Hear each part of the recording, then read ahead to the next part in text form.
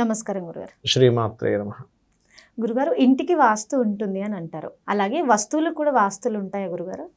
వస్తువేనమ్మా. వాస్తు అంటే కేవలం గృహమే కాదు, వస్తువుతో సంబంధించినటువంటిదే వాస్తు. అందుకే ఇప్పుడంటే చాలా మటుకు మనం అది మానేసాం, కానీ ఒకప్పుడు ఒక వస్తువు ఈ సైజులో ఉండాలి, ఈ ప్లేస్లో ఈ సైజులో ఉండాలి అని దానికి ఆయం కట్టేవారు.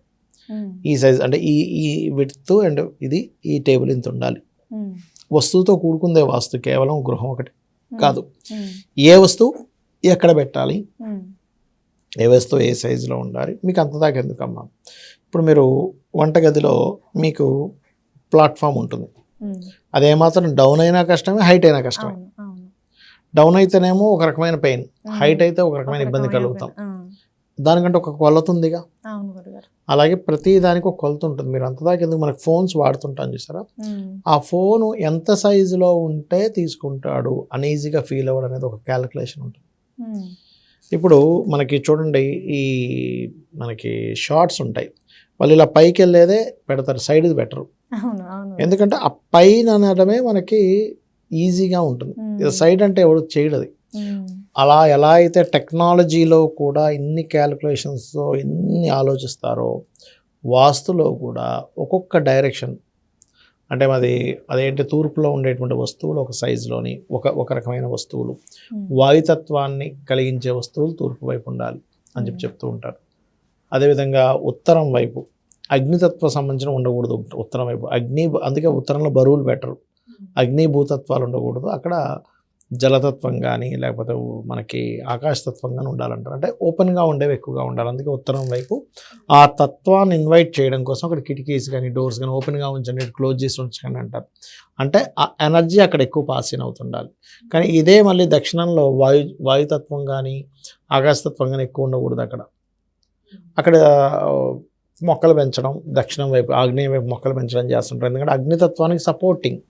అంటే వాస్తు అంతా కూడా ఏంటంటే ఆ వస్తువు ఉన్నటువంటి వైబ్రేషన్ ఏంటి, ఆ వస్తువు వల్ల నీకున్న సంబంధం ఏంటి. ఇప్పుడు టీవీ ఉందనుకోండి, ఎంటర్టైన్మెంట్ పార్ట్ టీవీ అనేది, దాన్ని ఉత్తరంలో పెట్టకూడదు. ఎందుకు, బరువు ఒకటి, అండ్ ఎంటర్టైన్మెంట్ వల్ల ఆయన అవకాశాలు వదులుకుంటాడు. అంటే ఏంటి, ఉత్తరంలో టీవీ పెట్టారనుకోండి ఎవరైనా ఇంట్లో, ఏమవుతుంటుందంటే వాళ్ళ ఎంటర్టైన్మెంట్ డిపార్ట్మెంట్లో ఉంటే మంచిదే.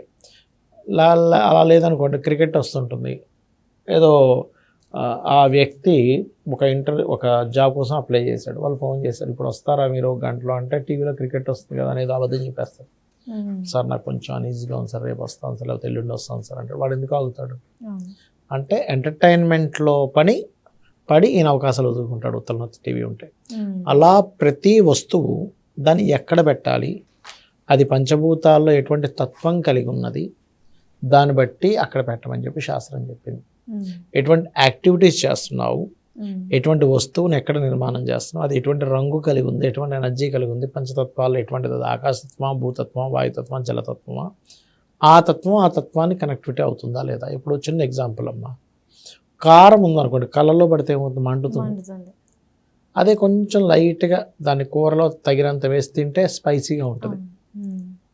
అవునా కదా. నీళ్ళు చాలా మంచివి కదా అని చెవులో వేసుకుంటే, అదే నీళ్ళు నోట్లో వేస్తే దాహం తీరుతుంది. అలాగే మన బాడీలో, మన శరీరంలోనే ఒక్కొక్క వస్తువు మనం చెవులో వేసుకుంటే ఏంటి, నోట్లో వేసుకుంటే ఏంటి అనేది ఎలా ఉంటుందో, ఇంట్లో కూడా ఒక్కొక్క వస్తువు ఒక్కొక్క దగ్గర ఉండడం వల్ల ప్రాబ్లమాటిక్ అవుతుంది. కొన్ని ప్రదేశాల వస్తువు, ఇప్పుడు ఇస్త్రీ పెట్టింది, ఉత్తరంలో పెట్టకూడదు, అగ్నితత్వం కదా, సిలిండర్స్ ఉత్తరంలో ఉండకూడదు. అలా ప్రతి వస్తువు కూడా మనం వాస్తు చూసేటప్పుడు ఈ వస్తువు ఇక్కడ ఉండకూడదు, ఇక్కడ ఉండాలి, ఈ రంగు ఇక్కడ ఉండకూడదు, అది చాలా ప్రధానమైనటువంటి పాత్రను పోషిస్తుంది.